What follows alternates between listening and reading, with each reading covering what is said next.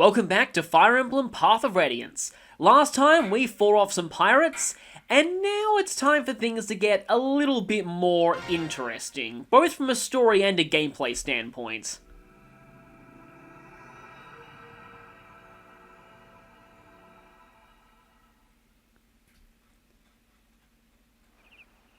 We're back to an overhead view of the mercenary fort. Now, look closely at who Shinnen is speaking to there.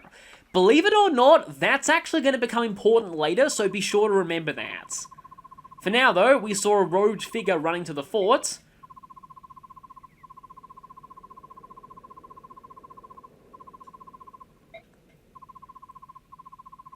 And I guess that must be Soren. If you know anything about this game, you'll probably know who he is, but for the purpose of people who don't, we're about to meet him. Well, it probably means something bad's happened. Ike has the exact opposite attitude. Ike, you are not genre savvy at all.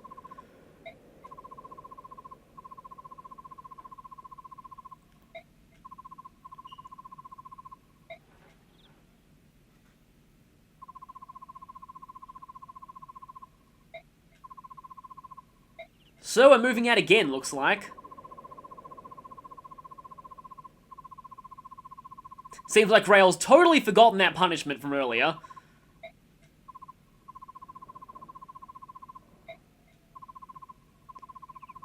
And here is our first instance of seeing Soren.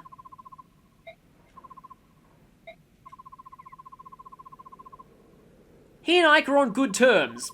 He's basically the one person in the entire world Soren is on good terms with.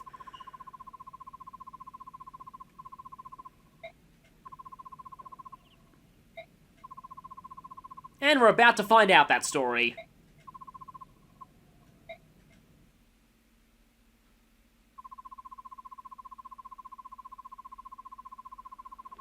And here's a blatantly obvious "as you know" line.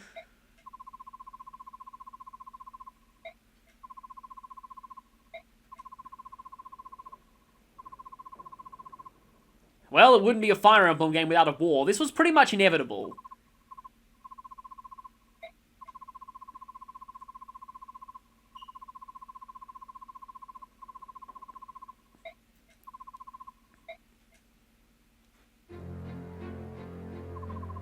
And our first instance of seeing the map, too. We now get some context as to exactly where the Grail mercenaries operate.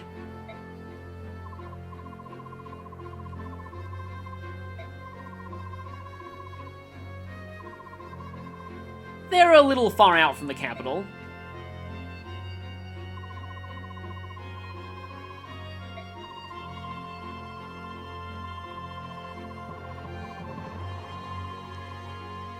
Guess Soren was both lucky and unlucky to go to the library at that exact time. Lucky in the sense that he gets to relay this information back to us, but unlucky in the sense that this happened while he was there.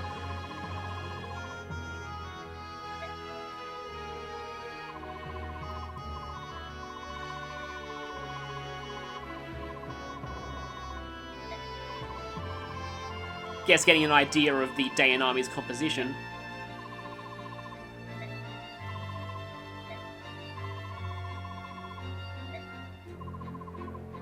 And yet more "as you know" dialogue. Have to set this up because we don't really know much about the countries of the world at this point.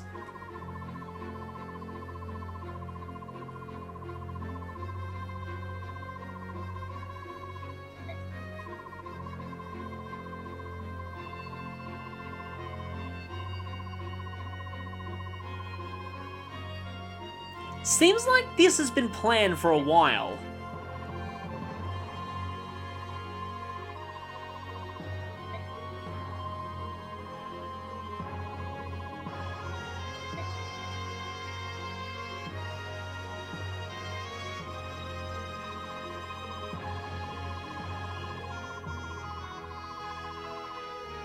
Doesn't he look like such a nice guy? Wouldn't you want to trust that guy immediately?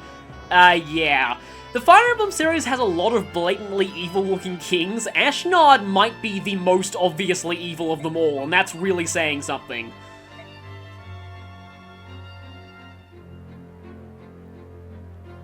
Meanwhile, this guy does look like someone to trust immediately.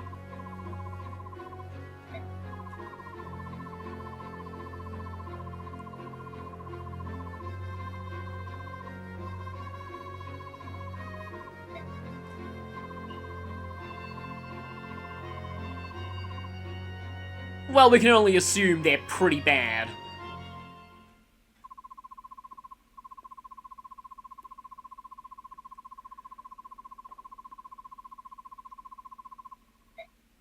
That could be an advantage, I guess. At least it means there won't be mass panic for probably a few more days, or even weeks.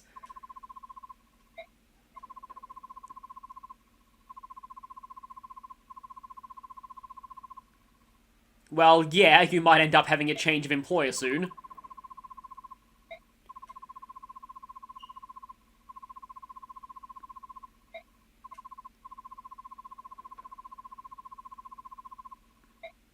Well, that's true.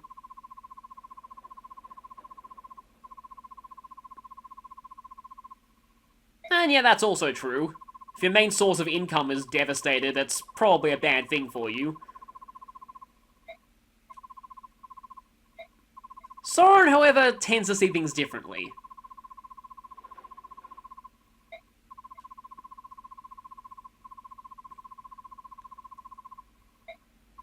He's the more pragmatic one.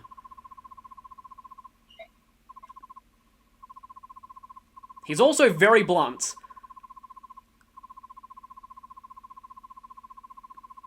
He often makes a good point, he just tends to be a little bit of a jerk about saying it.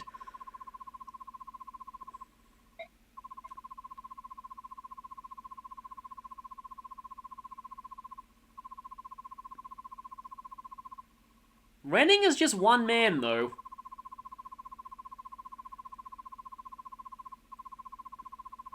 Definitely seems like Dayan had a lot more troops. And they'd be planning this attack for a while, whereas Crimea was taken completely off guard.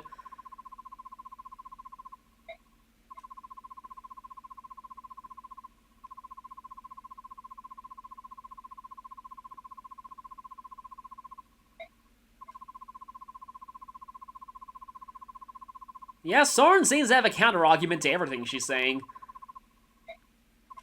This is basically a lead-in to something that we'll be seeing a lot of throughout the game. Titania and Soren act as contrasting advisors to Ike, with Titania presenting more of the emotional viewpoint, with Soren being the pragmatic one. It's a very common trope in a lot of media. I mean, it's most commonly known as the Spock versus the McCoy.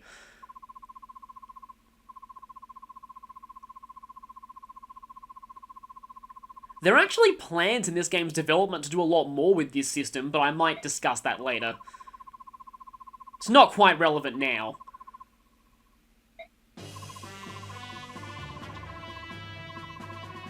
You're sending your son out into possibly hostile territory. Are you sure you're okay with that? Okay, well, Titania's accompanying him, that's fine. Also, I love these lines coming up are amazing.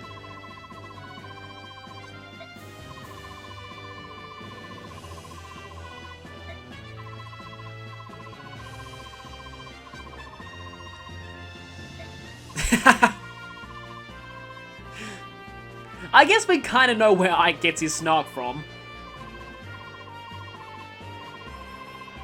So, no Oscar and Boyd, unfortunately. In fact, Boyd would really help in this chapter now that I think about it. It's kind of a shame you don't have him. So it's scouting party time. At least we actually have a healer now. And once again, Grail's not with you because, well, that would make things too easy. Before we go, though, Mist has a gift for us. Many lords in the series have an exclusive weapon that only they can use. This is Ike's. Like most of them, it's effective against both armoured and cavalry units. For some reason, though, I've never found it to be as useful as the Rapier, Wolfbale, Regenleif. It's kind of weird, I can't quite explain why, but I just tend not to use it as much as you'd probably think. It's decent against some cavalry, but armoured units usually have enough defense that it doesn't do that much to them. and they have weapon triangle advantage over you. Also, Miss definitely has her priorities sorted. I'm pretty sure that all the souvenir places in there are gonna be closed indefinitely. So we're at the Capitol Way, and we have a kind of a nice sunset palette here. You might also notice there's a sparkling hedge there. Those are actually important for gameplay. We have a pretty small party, and they kind of fluctuate between very durable and very fragile. So this is going to be a bit of a tricky operation. Meanwhile, we have a little bit of development for Ike here.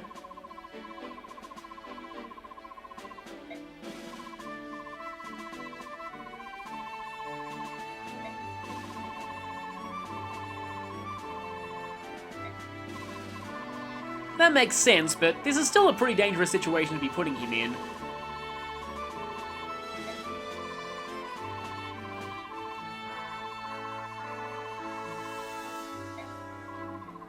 I wouldn't really say that of you.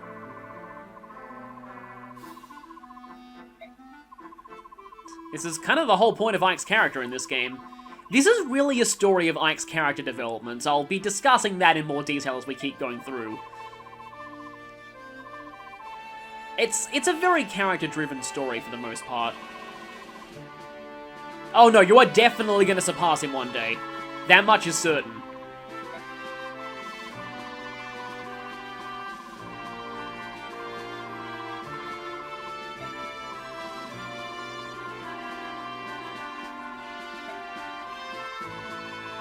That is a good point. Admittedly, this chapter is not that easy for training Ike on.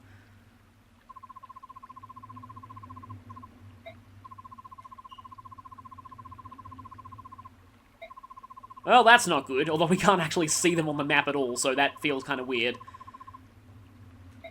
So I guess Dane's got pretty far already.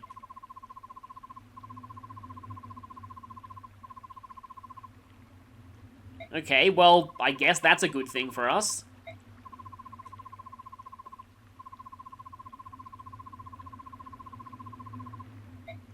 Or not.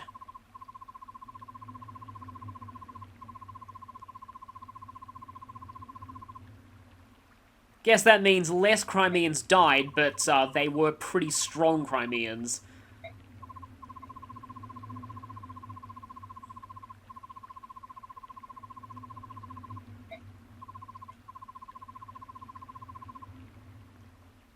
We don't know of any other members of the court, though. However, we're about to get interrupted.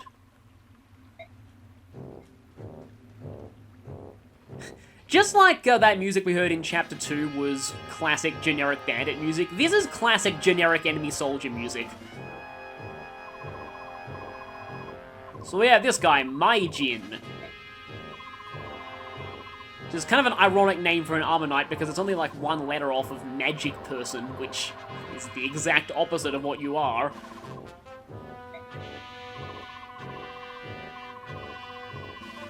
Shinnen, you might not want to be being a jerk to armed soldiers like that.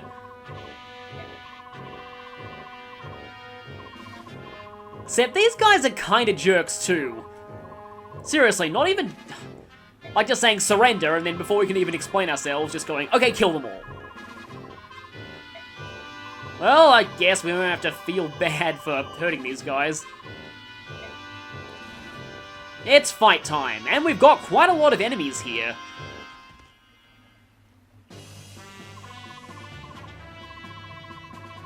Interesting thing about this conversation, it's actually cut short on hard mode. On normal or easy, Ike actually has an extra line here where he gives a bit of tactical advice for this chapter.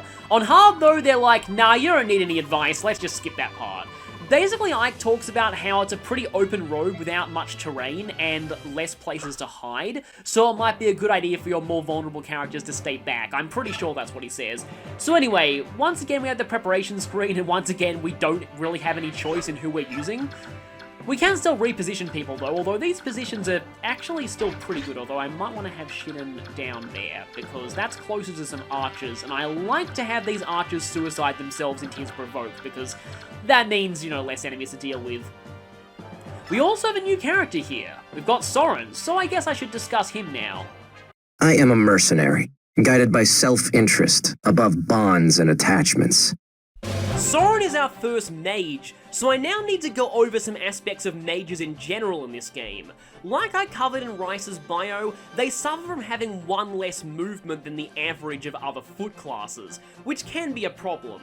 But since all magic is 1 to 2 range, it's not as bad as it is for, say, Armor Knights. Secondly, Path of Radiance reverts magic to the way it worked in the Super NES games. Fire, Thunder, and Wind are actually separate weapon types, rather than all being classed as anima. Wind is light, accurate, and weak. Thunder is heavy, inaccurate, but powerful with a high crit rate, and Fire is somewhere in the middle. They also have their own weapon triangle. Wind beats Thunder, Thunder beats Fire, and Fire beats Wind. Think of Wind as swords, Fire as lances, and Thunder as axes, and it all becomes pretty obvious. In this game, mages and sages can use all 3 types, which gives them a lot of versatility, though each of the mages you get tends to favour one of the 3 types. In Soren's case, Wind, which is good for him because of point number 3 about mages. They suffer a lot from the strength weight system. Yeah, despite having terrible growths in that area for the most part, strength is important for mages because it means that they don't get weighed down by heavier tomes. And that is one of Soren's biggest weaknesses. He's built like an absolute twig, even by mage standards. Base of 0 and a growth rate of 5%. Soren has one of the worst strengths in the entire series. That means that he tends to get weighed down by everything that isn't a basic wind tome. Oh wait, basic wind tomes have 1 weight, so at base, he gets weighed down even by basic wind tomes. He compensates for that somewhat by being one of the fastest mages in the game, so he does double most things, even with heavier tomes. He also has one of the higher magic stats. The problem is that most tomes that aren't wind weigh Soren down a lot, and wind just so happens to be pathetically weak in this game. The A rank wind tome isn't much better than an iron sword, to put it in perspective. So Soren relies more on his raw stats than on his weapons to deal damage, and that's what makes him different from some of the other mages we'll be getting. That said, if you give Soren strength stat boosters and get a little lucky with his strength growth, he can be very devastating with thunder magic. He suffers from kind of a bad start though, only being level 1 and having incredibly bad defense. I like to have Soren kill a few bosses early on to get a bit of a head start, because once Soren gets enough magic and speed to 1 round kill most enemies, that's when he starts getting very good. Speaking of very good, Soren starts out with one of the best skills in the game, Adept. This gives you a skill % chance of turning 1 attack into 2 attacks, in the same manner as a Brave weapon. It's a little unreliable early on, but once Soren's skill stat gets high later in the game, you've got a pretty solid chance of at least 3 attacks per combat round. I know this bio has been a bit of an information overload, but one more thing. When mages promote in this game, like Cavaliers, you have a choice. Unlike Cavaliers though, the choice is stupidly obvious in that one of the choices is so bad nobody should ever choose it ever. Sages get to choose between using staves or knives. Staves is self-explanatory, it gives you a backup healer, and with Soren's great magic stat, he makes pretty good use of even E-rank staves. Knives are a physical weapon, so already Soren should have no business ever using one. There are only 3 varieties of them in the game, none of them are 1 to 2 range, and they're all incredibly weak. I kind of get what they were going for with knives on sages. They're meant to be an anti-mage weapon. But here's the thing. Sages have such high magic, and most enemy mages in this game have such low resistance, that just using magic on them will have much better results than hitting them with a knife. Seriously, even on mages who aren't twigs like Soren, knives on sages are a terrible idea and you should never ever choose them. Annoyingly, both pre-promoted sages you get are automatically knife sages. So, choose staves for Soren on promotion, not knives. Just don't even go there.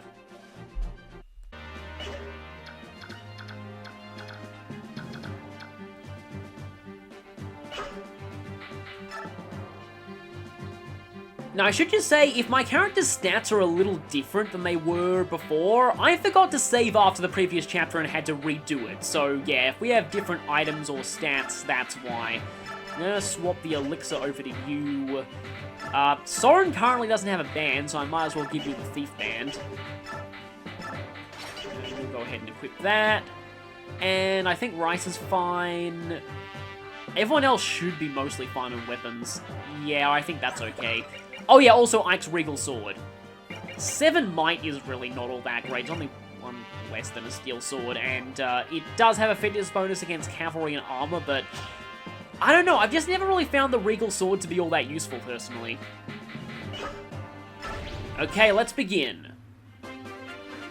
Like I said when I was describing the tactical advice Ike gives, there's not a lot of cover here, and there are a lot of enemies. Also, this is about the point where the game stops being about axes and starts being Lance Town in terms of enemies, and that's really bad for Ike. I usually find that if I screw up a chapter early on, it tends to be this one. I've had Ike die here on at least one occasion. Also, we have the boss. He has a javelin. Also, remember, this is a defeat boss chapter, so once he's down, the map will end. Bear that in mind if you're trying to reap the maximum amount of experience from it.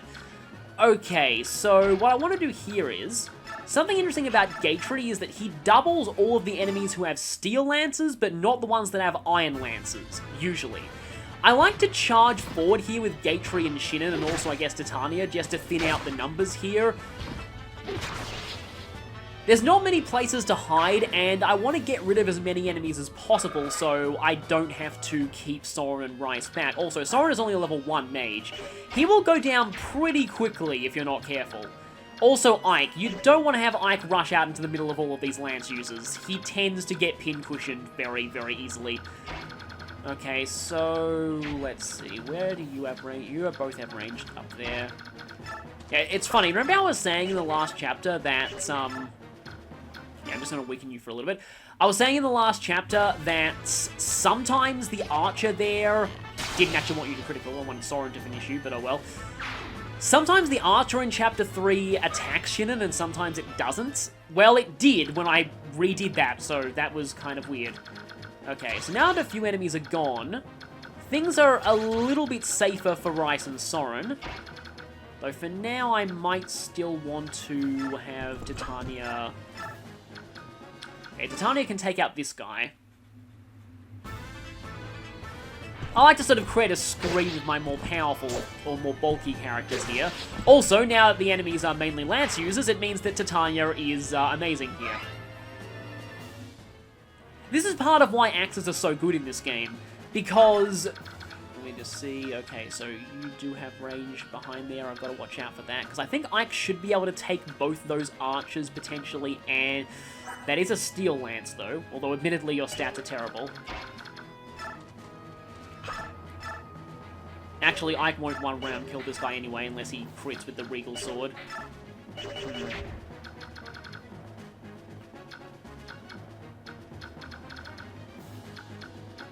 You know what? I think I'll just have Ike go... Yeah, I'll have Ike go down here and hope that that axe guy attacks him. Meanwhile, let's just be absolutely sure that nothing can get to Rice. Because I have found out the hard way that in this chapter, enemies will go for Rice and ignore Provoke in order to do so.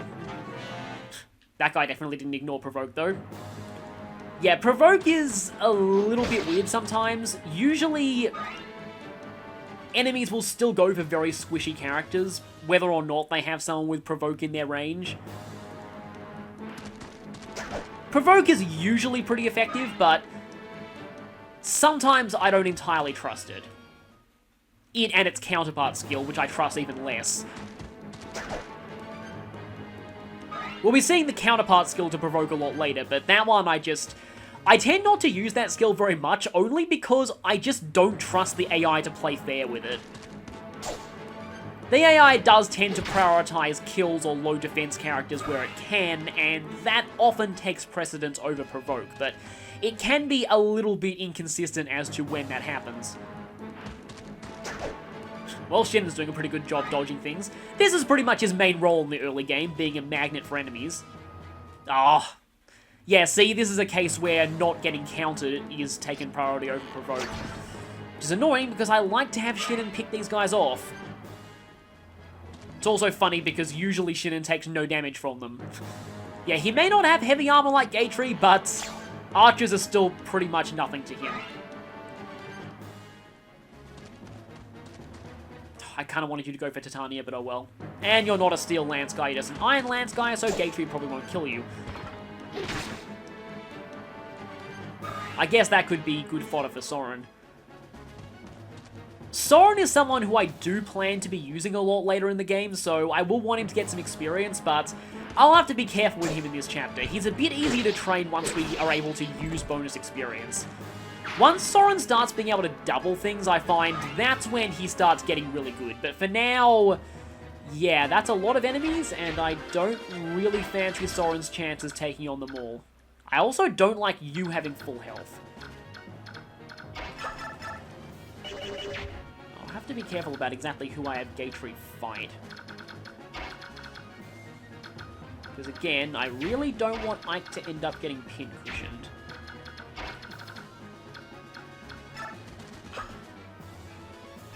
Okay, there are 5 of these enemy lance users. Okay, so the Iron Lancers do 5, the Steel ones, 8. Yeah. We'll want to try and get rid of the Steel Lance users. This might end very badly. I'll just have to see if I can finish off a whole bunch of them.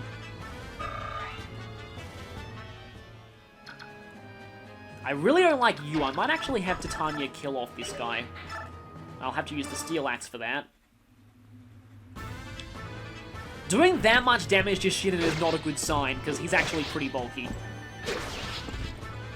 And my Steel Axe was stronger than yours. It's a shame that we haven't seen Titania crit yet, because I love her critical animation. Notably, Titania actually has a... I might as well put Titania, like, there so that I can only get attacked by a maximum of 3 people. But yeah, Titania actually has a custom version of the Paladin class, at least in terms of battle sprite... Not sprites. I often say that out of habit. Battle models. Also, strangely enough, Titania's variation of the Paladin class actually has the fastest movement speed in battle of any class.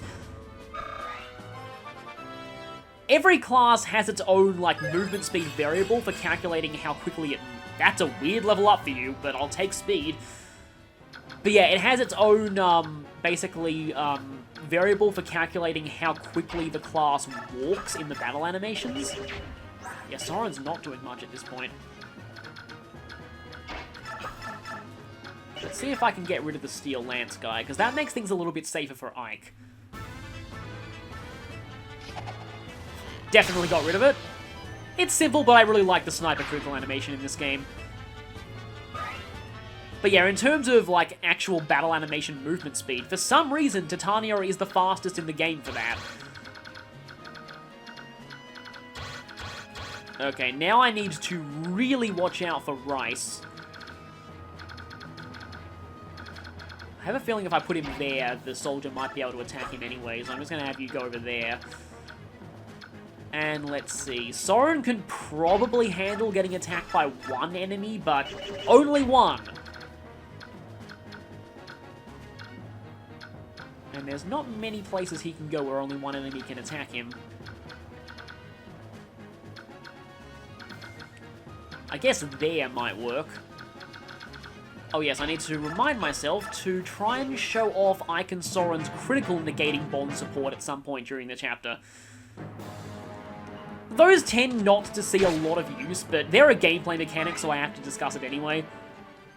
I'll have to find an enemy, though, that has a non-zero crit rate against Soren in order to actually show that off. Because crit guard supports are one way, I believe. They're not like regular bond supports. Yeah, and I kind of had a feeling you'd do that. Now, please don't hurt Ike too much. That's not too much at all. I'm fine with that. What I'm not fine with, though, is these archers not suiciding into Shinnen, which is what usually happens in my practice runs, so that is annoying. Also, my notes say that the bonus experience turn limit for this one is 4 turns, which is a very small amount of time. But I guess it's very easy to just wipe out all of these enemies with Titania, so that's probably why they do it like that. Okay. We have some enemies that are reasonably weakened, but even then, yeah, no, Soren is not actually going to finish that guy off, unfortunately. Unless Adept triggers. Okay, that 1 point of speed gain did not cause Gatry to magically start doubling you, which is a shame. Can double that guy, though. Okay, if I do this with Soren, I'm going to have to be really careful. And I can't even show the bond support anyway, because Soren can't even get directly attacked this turn. Please, Adept, no, okay.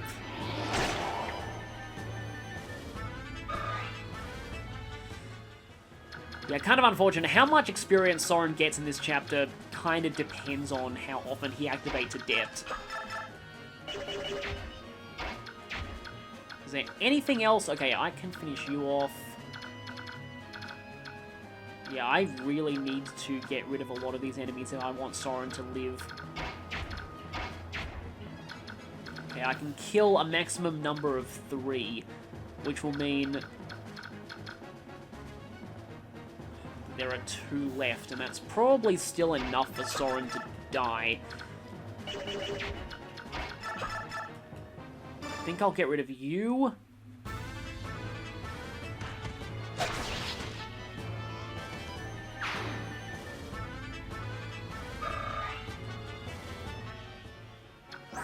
Let me see. 10 attack, and the soldiers have 13. You only have 2 defense, though, so... But you will survive if the 2 archers are the only 2 left alive. That's good to know. Because, yeah, 10 attack and then -2 is 8, and then 8 and 8 is 16, and that's not enough to kill him. Okay, so I need to prioritize the soldiers then. Which is not really all that hard, except that guy needs to die to Titania, because Gatry won't kill him. This guy, however, can die to Gatry. And yeah, the reason why I said that I do plan on using Gatry in my final team, I know that Armor Knights aren't, well, I mean, they're normally not great in general, but I really like Armor Knights just out of a personal fun standpoint, and Gatry is my favorite Armor Knight in the series. Though really the main reason why I want to use him here is because I plan on using him in Radiant Dawn, because although I like Gatry here, I really like Gatry in Radiant Dawn. And so I'm mainly using him here for transfer bonuses. Now this should lure a couple more soldiers in, and they will get destroyed because Titania is amazing, as always.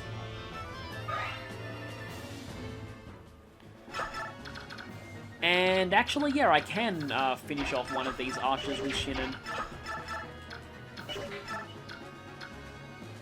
Does exactly enough to kill that guy. I almost want to do that, because that way Soren will probably finish this guy off on a counterattack, and then, like I established, Soren is not going to die to 2 archers, so...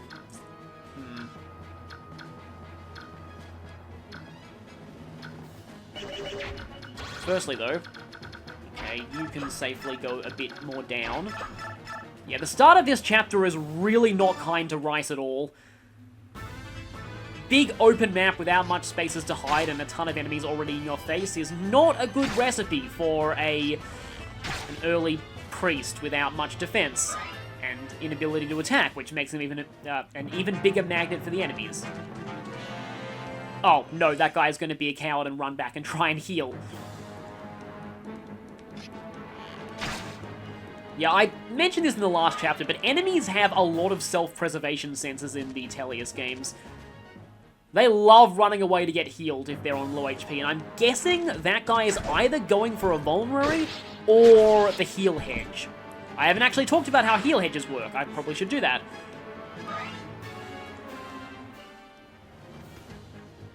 Firstly, though, we'll just wait until this, because I want to get the terrain display up before I talk about heal hedges. And I can't do that during this turn. Suddenly thought of describing something that's called fast enemy phase, although I might describe that later when I have not that much to talk about. It's a speedrunning trick, and it's actually pretty simple to do. If you hold down B, you can scroll the cursor on the map much faster than usual, and if you're still holding down B while you end the turn, that fast scroll speed carries over to the enemy phase. It's not that hard. Yeah, I want Soren to get a bit of experience here, but it's a little bit hard. So let me just see if anybody here has any Volt. You do. But I'm guessing he's going for the heal hedges, which are these things. They act like a regular hedge, except they also heal you a little bit every turn. Pretty self-explanatory. How do I do this? Just wondering, do you have a crit rate against? No, you don't. I can't even show that off.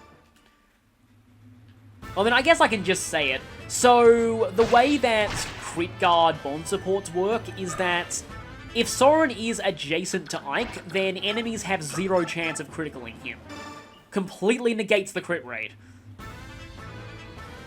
Like I said, there are very few circumstances where this is useful, but it's a mechanic, so I felt like I wanted to talk about it anyway. I find usually in this game, enemies don't crit you very often, and the ones that do have high crit rates usually don't have a lot of power. So, you don't need to worry too much about being critical by enemies. Though I just realized there is a boss a little bit later on that a crit guard bond support might actually be useful for. Also, I'd actually really like Gatry to go here, because that would lure the Myrmidon. I should also mention something. If you're not planning on using Gatry, you probably don't want him to get too many kills here. And that is a point that I will not elaborate on just yet. Oh yeah, also pressing B anywhere automatically de-locks every enemy attack range that's locked in.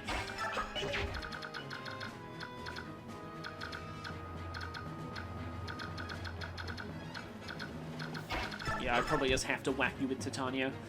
Her Iron Axe is running out a little bit, but she has 2 Steel Axes, and they're pretty much fine for her purposes, so I'm not too worried about weapons on her just yet. There it is! For some reason, though, her weapon didn't shine. Like, usually there's, like, a shine that comes off of her weapon when she holds it up in front of her, but didn't do it that time. But yeah, I still really like Titania's critical animation. I guess I can get a little bit of healing experience for Rice here, now that he can finally come out of hiding. And here's where, hopefully, the chapter should be mostly safe, and we can take this, at our leisure. Kind of thought you'd do that, but that's fine. Unfortunately, yeah, you had a steel sword, which means Gatry probably would have doubled you, because that's just how pathetic enemies are at this point in the game. They just get weighed down by everything. And you know it's sad when an Armor Knight is doubling you. Okay, here is the point, though, where I like to have either Shinnon or Titania with a hand axe stand there, and I'm going to go for Shinnon only because I don't want to waste Titania's hand axe. That's going to be kind of valuable for a bit later. Meanwhile, Rice can go and heal Ike, get a little bit more healing experience. Guess I can also mention now how there's a different battle theme playing, well, map theme playing, which is, this is pretty cool. You actually won't be hearing that one that played in the first few chapters ever again. That one's called The First Fight, by the way. And this one's called A Battle and a Beginning, I believe, so they're both pretty similar in terms of names. I often get them confused. Once again, Shinnon just doesn't care. He just dodges things. Do have to be a bit careful, though, because I don't want to kill the boss before it's time. There are actually 2 people here who have special boss conversations. Ike as standard, and also Soren.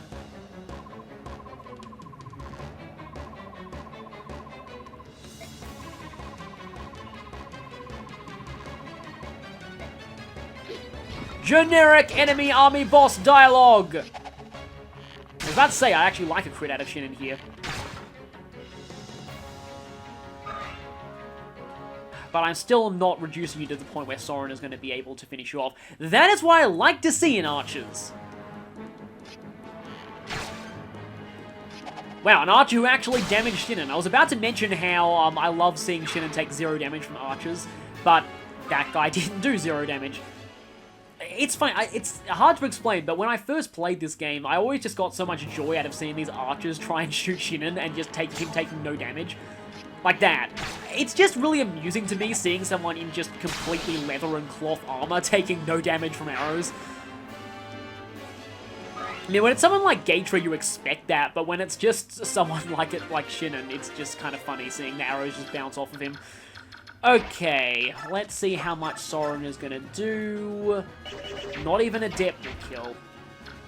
But there aren't that many enemies left, so, let's see. 8, that's going to lower you to 8, and that means that Soren is also not going to kill. And if anyone's going to weaken this guy for Soren to finish it off, I want Ike to do that, because Ike does actually have special dialogue, except that, yeah. The Regal Sword will destroy you. I'm going to have to go Ike, Gatry, then Soren if I want to be showing all the dialogue. Because I do really want Soren to get the finishing blow on that guy. Or I could try and... Unless Shinnen double crits. Actually, no, if he single crits, that guy's dead, so... Yeah. Firstly, I want that guy gone, so I'll just use Titania for that. And I guess I'll just use a Steel Axe.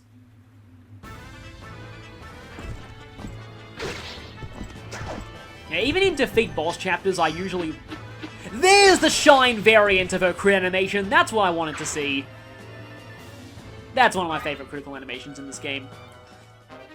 But yeah, I usually like to try and get as much experience out of the map as possible, even if it is a defeat boss one. Oh, you actually are going to survive. That's kind of unfortunate. Unless Shinnen crits. Let's see. Let's see if he does it. No.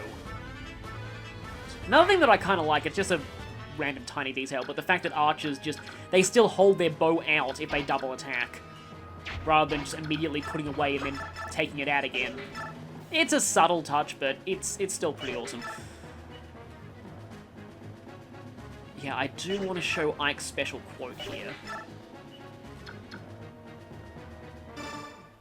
So I'm going to have Gatry fight first. Although if Gatry gets a 1% crit, I'm going to laugh so much. No, he did not. I also have a story that I can say about Armor Knights in this game and the sounds they make, but I'm going to save that until a little bit later. How much accuracy does Soren have against this guy? Perfect, okay, yeah, so I don't need to worry. I'm just going to have Ike fight you. Even though it's going to mean more turns, I just want to show off all the conversations here. So yeah, like always, Ike has unique dialogue with the boss.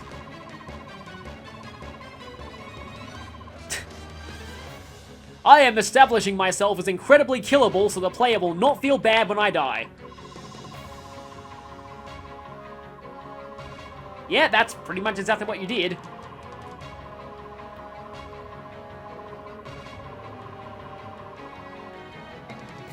About that. You couldn't even hit him either, wow.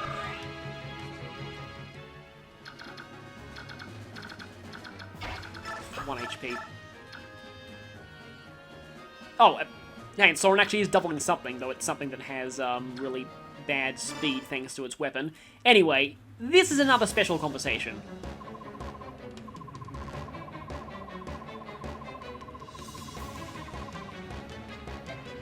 Little late for that, though.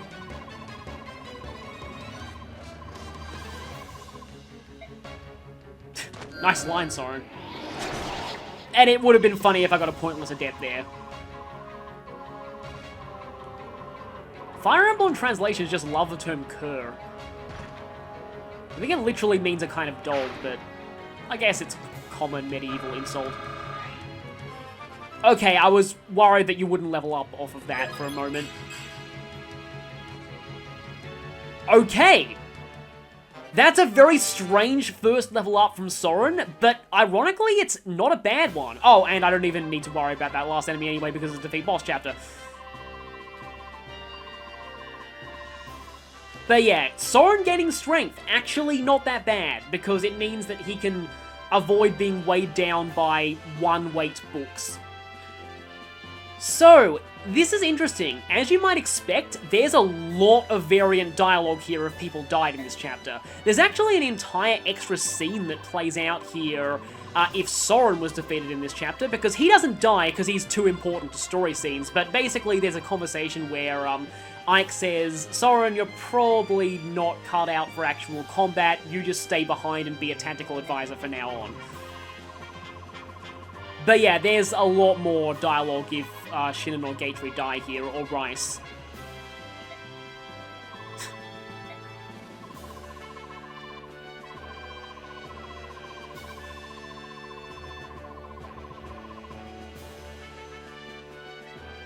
Soren, you do realize you looted the javelin off of the dead boss. You're really not one to talk here. Unintentional dialogue hypocrisy.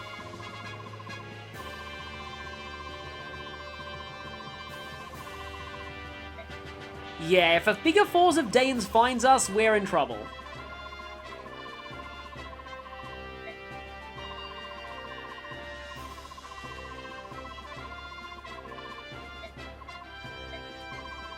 However, remember how I said this is where things get a lot more interesting?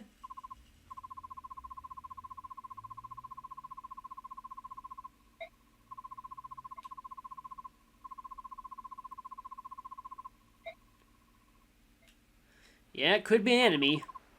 Gotta keep our guard up.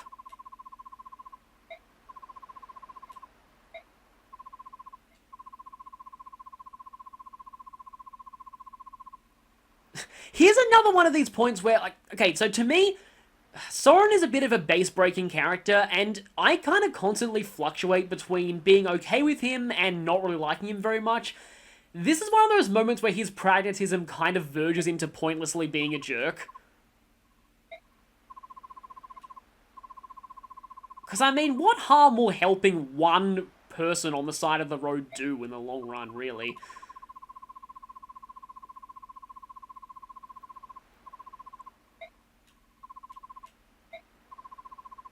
Good thing our staff user found her.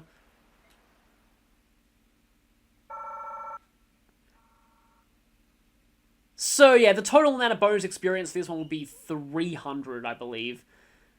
And like I said, it's 4 turns for maximum bonus experience. And we'll find out just who that girl is next time, but it means big changes for the Grail Mercenaries.